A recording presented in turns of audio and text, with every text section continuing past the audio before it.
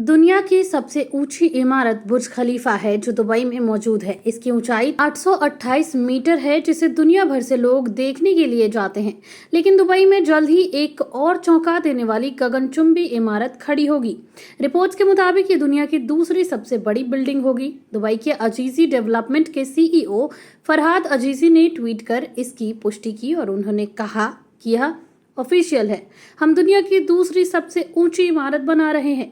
उन्होंने आगे लिखा कि मेरे पिता मीरवाइस अजीजी को हाल ही में बीबीसी पर्सिया पर आने के लिए आमंत्रित किया गया था, जहां उन्होंने दुबई में एक नया टावर बनाने की हमारी योजना का खुलासा किया जो गगनचुंबी इमारतों और बुर्ज खलीफा के साथ आसमान साझा करेगा। उन्होंने नए टावर के नाम, उसकी ऊंचाई और यूनिट का जिक्र नहीं किया। खलीज टाइम्स की रिपोर्ट के मुताबिक इससे पहले उन्होंने कहा था कि टावर शेख जायद रोड पर एक प्रमुख स्थान पर बनेगा। उन्होंने आगे बताया कि जहां तक नए टावर के नाम की बात है तो यह अभी तय नहीं हुआ है, लेकिन यह अजीजी डेवलपमेंट ब्रांड का प्रतिनिधित्व करेगा, खास तौर से अफगानिस्तान में हमारी उत्पत्ति की और जब मेरे पिता ने 1989 में $500 के साथ कंपनी की शुरुआत की थी।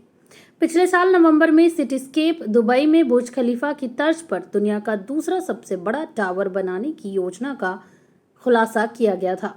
इस समय दुनिया की दूसरी सबसे ऊंची इमारत मर्डेका 118 है जो मलेशिया के कोलालमपुर में है।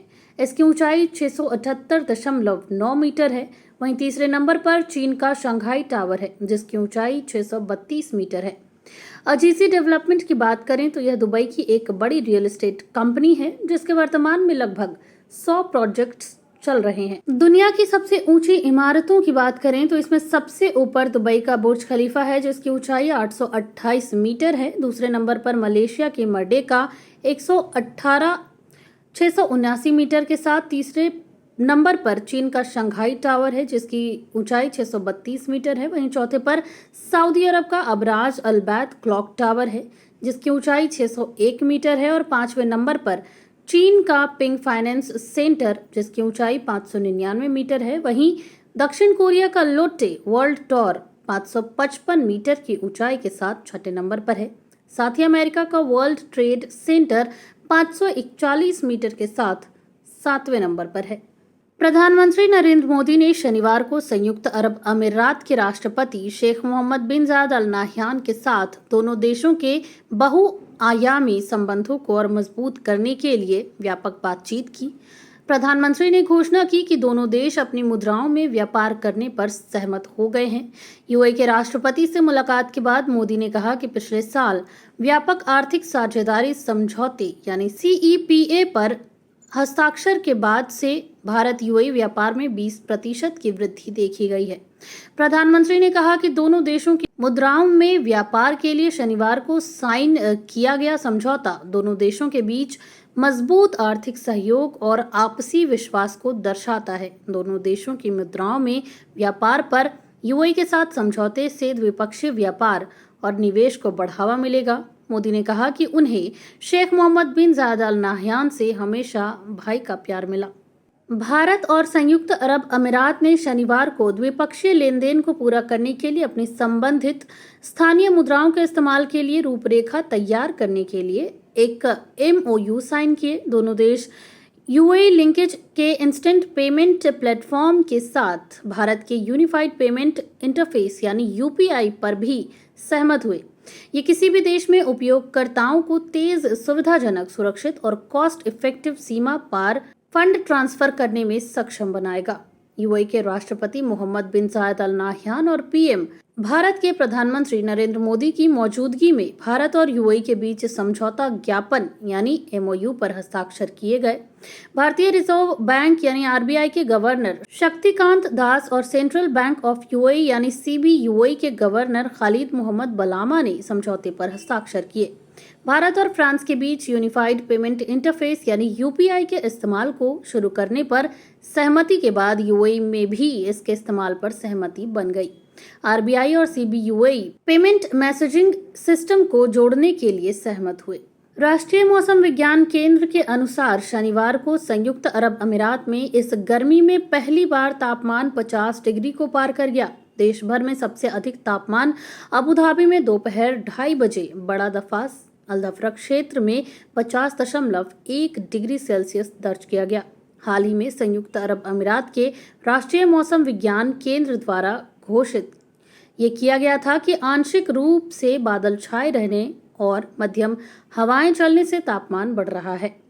आज अबू धाबी और दुबई दोनों में तापमान 46 डिग्री सेल्सियस तक पहुंचने की संभावना है। वहीं अबू धाबी अमीरात में न्यूनतम तापमान 34 डिग्री सेल्सियस और दुबई में न्यूनतम तापमान 35 डिग्री सेल्सियस तक रहेगा। बता दें कि यूएई में डॉक्टरों ने निवासियों को चरम गर्मी के दौरान घर के अंदर रहने और सीधे धूप के संपर्क में आने से बचने की सलाह दी है। वहीं हाइड्रेटेड रहना इलेक्ट्रोलाइट्स के नुकसान को रोकने की कुंजी है, यानी आपको हाइड्रेटेड किसी भी कीमत पे रहना है। इसके अलावा उन्हें सीधी धूप में गतिविधियों से बचने की कोशिश करनी चाहिए और सनस्क्रीन एवं धूप का चश्मा पहनकर अपनी सुरक्षा आप कर सकते हैं। वहीं ये भी बता दें कि मौजूदा माहौल में हल्का महसूस करने के लिए ढीले ढाले और हल्के रंग के कपड़े पहनना सबसे अच्छा है। यूएई की मिड डे ब्रेक पहल 15 जून से प्रभावी है, जहां दोपहर 12:30 बजे से 3 बजे तक खुली जगहों पर या सीधी धूप में काम करने पर प्रतिबंध है। बता दें कि इसे मानव संसाधन और अमीरात मंत्रालय द्वारा लगातार 19वें वर्ष लागू किया गया है। इस नियम का पालन न करने वाले एम्प्लॉयर्स यानी नियोक्ताओं पर प्रत्येक कर्मचारी के लिए 5,000 दिरहम का जुर्माना लगाया जाएगा। वहीं प्रतिबंधित घंटों के दौरान कई श्रमिकों से काम कराया जाता है तो अधिकतम जुर्माना राशि 50,000 दिरहम है। इजराइल के डॉक्टरों ने कुछ ऐसा कर दिखाया है जिससे पूरी दुनिया चमत्कार कह रही है। डॉक्टरों ने एक 12 साल के लड़के की बेहद असामान्य और जटिल सर्जरी की है, जिसका सिर एक हादसे में उसकी गर्दन से अलग हो गया था। द टाइम्स ऑफ इजराइल की रिपोर्ट के अनुसार साइकिल चलाते हुए कार से टकराने के बाद गर्दन से अलग हुए सिर को डॉक्टरों ने फिर से जोड़ दिया है। रिपोर्ट के अनुसार सुलेमान हसन नाम के एक 12 साल के बच्चे की खोपड़ी एक कार दुर्घटना के चलते उसकी रीढ़ की हड्डी के शीर्ष कशेरुक से अलग हो गई थी। इस स्थिति को वैज्ञानिक भाषा में बिलैटरल एटलांटो ऑक्सीपिटल जॉइंट डिसलोकेशन कहा जाता है। एक्सीडेंट के बाद लड़के को हवाई मार्ग से हदासा मेडिकल सेंटर ले जाया गया, जहां उसे इमरजेंसी सर्जरी के लिए भेज दिया गया था। डॉक्टरों के अनुसार उसका सिर उसकी गर्दन के बेस से लगभग पूरी तरह से अलग हो गया था। बच्चे की एक तस्वीर सोशल मीडिया पर काफी शेयर हो रही है, जिसमें वह डॉक्टरों के साथ खड़ा नजर आ रहा है।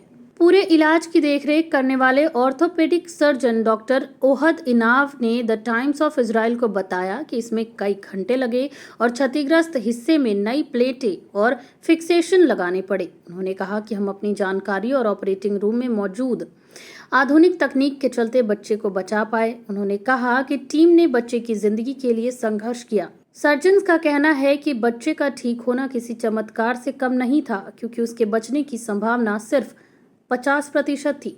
यह सर्जरी पिछले महीने हुई थी, लेकिन डॉक्टरों ने जुलाई तक इसकी नतीजे सार्वजनिक नहीं किए।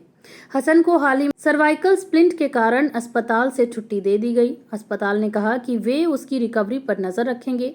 डॉक्टर इनाव ने अखबार को बताया कि बच्चे में कोई न्यूरोलॉजिकल कमी या मोटर डिसफंक्शन नहीं है और वह सामान्य रूप से काम कर रहा है। इतनी लंबी प्रक्रिया के बाद वह बिना किसी सहारे के चल रहा है।